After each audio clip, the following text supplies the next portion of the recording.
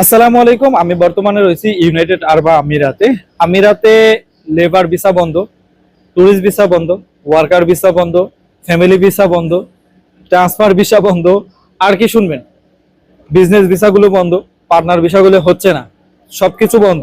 সর্বশেষ ছিল আরবের ঘরে ভিসা। দেখেন, আরবের ঘরের ভিসাটা আমাদের কখনোই বন্ধ হয় নাই, এখন বর্তমানে ওইটাও বন্ধ হয়ে গেছে। তার মানে এখন কোনোভাবেই কোনো কিছু চালু নেই।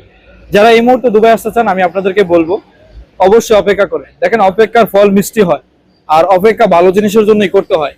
এখন কারোর সাথে লেনদেন করে নিজের অর্থ এবং নিজেকে বিপদে ফেলবেন না। আপনি যখন ভিসা সাধারণ হয়, নর্মাল হয়, তখন চালু হয়, তখন কিন্তু আপনি চেষ্টা করলে হয়তো আসতে পারেন।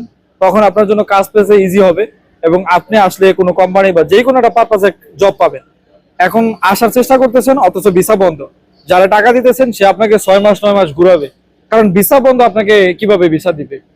পরবর্তী যখন ভিসা চালু হবে তখন আবার আপডেট পেয়ে যাবেন।